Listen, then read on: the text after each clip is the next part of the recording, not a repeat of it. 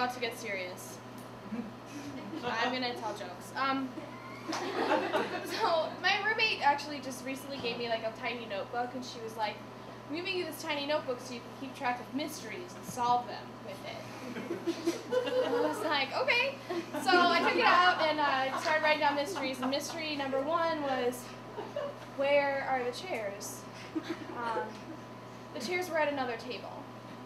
People had taken them because they had more friends at their table than chairs. Solved. Mystery number 2, what vintage is the Riesling? Thought about it, and we decided it didn't matter. Dismissed.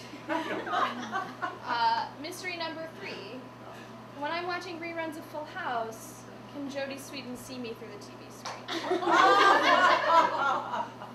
I'm reading her autobiography on Sweet, and thus far it says nothing about that, so I'm not really sure. Pending. As the night evolved, like I just kind of got a little, maybe too much Riesling. So the mysteries got less organized. So like the final one is just like, what's hardtail? And the answer is, she's not that nice. So last week we had some elections. They were polarizing as usual. But there is one group that I feel like in this country has just too much power. I'm talking about DJs. Right now, DJs can kick it. They could pump this party. Last night, a DJ saved my life. But most troubling, DJs have got me falling in love. And not for the first time. No.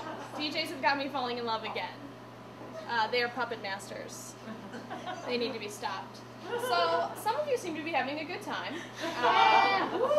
I am not doing as well, unfortunately. I know. It's okay. It'll be okay. I am finding myself like getting really, really emotionally affected, though, by a lot of things that are happening on The Biggest Loser. I don't know if you guys are familiar, but The Biggest Loser is a show on NBC where they put overweight people on a diet that is perfectly calibrated to tug at my heartstrings. So it's like you start to cry because it's emotionally affecting, and then tears are salty, so you need something sweet.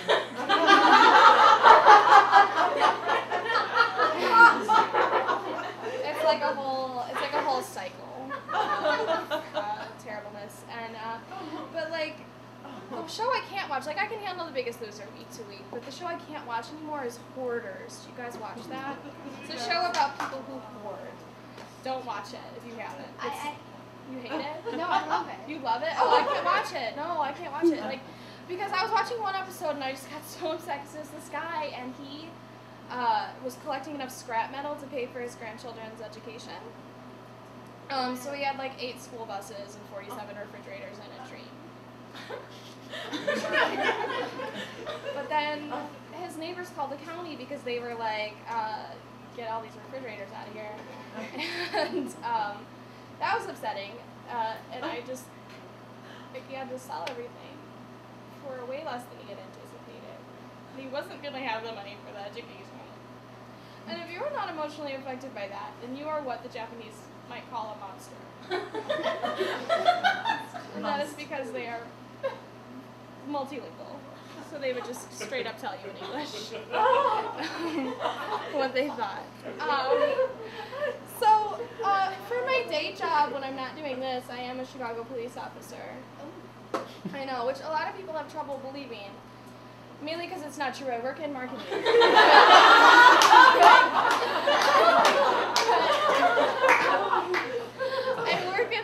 I work in marketing, and I was at a meeting with the HR people, and they were like, we want to get everyone in the company a magnet that says, be remarkable, to inspire them. And I was like, I feel like if you're going to deliver a message such as be remarkable, the medium via which you deliver it should also be remarkable. And a magnet is not remarkable. So they I was like giving them suggestions. I was like, you could get a skywriter. People who are expecting proposals might be disappointed, but it could spell out be remarkable. Magic fire. Magic fire could work. Or Trent Reznor could just come to your office and sing the news to everyone. Because he's not doing anything. He's the lead singer of Nine Inch Nails, and he could be like, I want to see you be remarkable. We want to promote from the inside. And that would work. That is hilarious, if you guys know that song.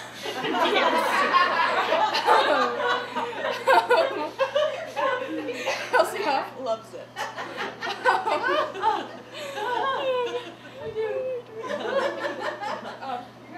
Oh, okay. So, I'm writing a song about Elijah Wood, because that's where my life is right now.